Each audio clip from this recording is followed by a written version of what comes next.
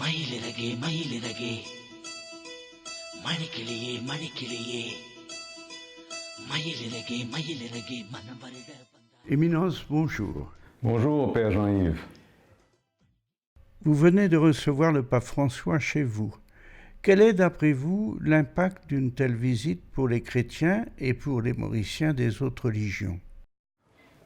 Tout d'abord, les Mauriciens en général, les chrétiens comme ceux des autres religions, ont été très touchés par le fait que le pape François, avec toutes ses responsabilités, tous les grands pays qu'il visite, il a bien voulu venir passer une journée sur cette petite île de l'île Maurice.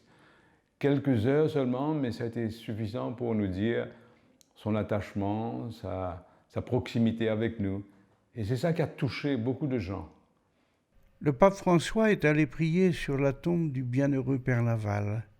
Pouvez-vous nous dire un mot de ses réactions après la visite? Alors, il a été, après avoir célébré la grande messe en plein air, il a été donc se recueillir au tombeau du Père Laval.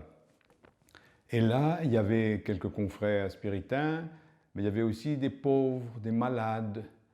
Et il a été dire bonjour à chacun, un en particulier.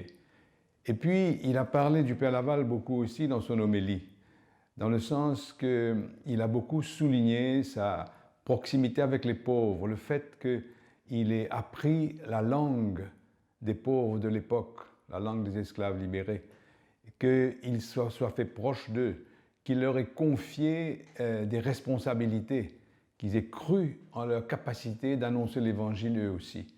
Alors il a beaucoup souligné ça, et aujourd'hui il nous disait, votre première mission c'est les jeunes. Parce qu'à l'île Maurice, il y a le chômage est, disons, 6% environ, mais le chômage pour les jeunes, c'est 24%. Et il y a un grand écart entre l'éducation qu'ils reçoivent et les besoins de travail qu'il y a à l'île Maurice. Et comme vous savez aussi, les jeunes aujourd'hui, ils ont une autre culture. Alors un grand enjeu de la mission, c'est de leur annoncer le kérygme, c'est-à-dire leur annoncer la première bonne nouvelle de l'amour de Dieu, de la proximité de Dieu, du salut en Jésus-Christ. Et c'est de cela qu'ils ont besoin. Pas tellement des règles de pratique ou autres, mais découvrir la figure de Jésus-Christ. C'est un grand enjeu, je crois. Que représente cette visite pour l'île en général? Alors pour l'île en général, le pape a beaucoup souligné dans sa rencontre avec les autorités de l'État et d'autres personnes aussi. Il a souligné le fait que nous avons besoin d'une économie qui ne soit pas simplement axée sur le succès financier, mais qui se préoccupe du développement humain des personnes. Et il a beaucoup insisté dessus. Et ça touche beaucoup de choses. Par exemple, ça touche la question de l'éducation. Est-ce qu'on vise un succès académique pour avoir les meilleures universités, pour avoir les meilleurs jobs, pour avoir les meilleurs salaires? Ou bien est-ce qu'on vise à préparer des personnes, des hommes, des femmes, pour la vie et pour être des serviteurs de leur pays? Toutes ces grandes questions ont été touchées. Et puis aussi, bien sûr, vous savez vous-même qu'à l'île Maurice, il y a 50% d'hindous, 20% de musulmans, 30% de chrétiens, et on cherche à vivre ensemble.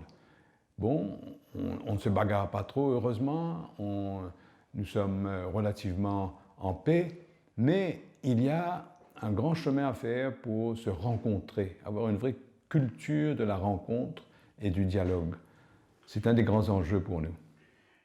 D'après vous, quels sont les défis majeurs de la mission dans votre pays?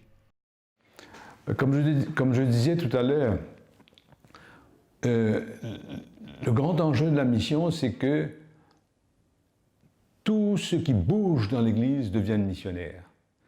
Pas simplement que quelques spécialistes fassent la mission à droite ou à gauche, mais que l'Église ne se préoccupe pas seulement d'avoir de bons pratiquants et des gens qui ont une bonne morale, mais qui se préoccupent de faire des disciples de Jésus qui soient missionnaires à leur tour. Et cette mission, comme je disais tout à l'heure, un de ses principaux objectifs aujourd'hui, ce sont les jeunes. les jeunes afin qu'ils découvrent le cœur de l'amour de Dieu. Quelles sont les principales contributions de l'Église catholique au développement et à la vie culturelle et spirituelle de l'île Maurice? Alors, je crois qu'une des contributions importantes de l'Église, c'est pas simplement un secteur, mais c'est de se préoccuper justement davantage de l'éducation humaine, du développement humain des personnes, plus que du succès simplement. Par exemple, dans l'éducation, nos collèges catholiques ou nos écoles catholiques, ce ne sont pas nécessairement ceux qui donnent les meilleurs résultats académiques, mais tout le monde reconnaît qu'il y a là une éducation humaine qui aide les personnes à se développer et à devenir des citoyens debout sur leurs pattes. Par exemple, dans les écoles primaires, il y a tout un programme pour prévenir la violence dès un très jeune âge. Il y a toute la question de l'éducation à l'affectivité et à la sexualité qui sont faites uniquement dans les écoles catholiques. Et par exemple aussi, il y a toute la question du soutien aux familles.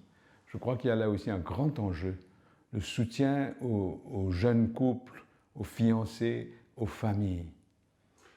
Avez-vous un dernier mot pour ceux et celles qui vous verront sur ce site?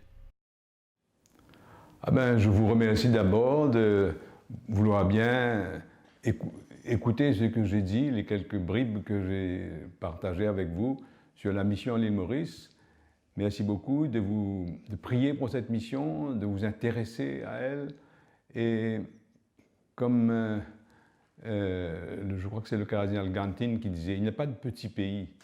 Il y a simplement des peuples qui cherchent leur salut et qui accueillent le salut du Christ. Merci beaucoup, Elimas. மயிலிறகே மயிலிறகே மணிக்கிளியே மணிக்கிளியே மயிலிறகே மயிலிறகே மனம் வருட வந்தாயா மணிக்கிளியே மணிக்கிளியே மனம் திருட வந்தாயா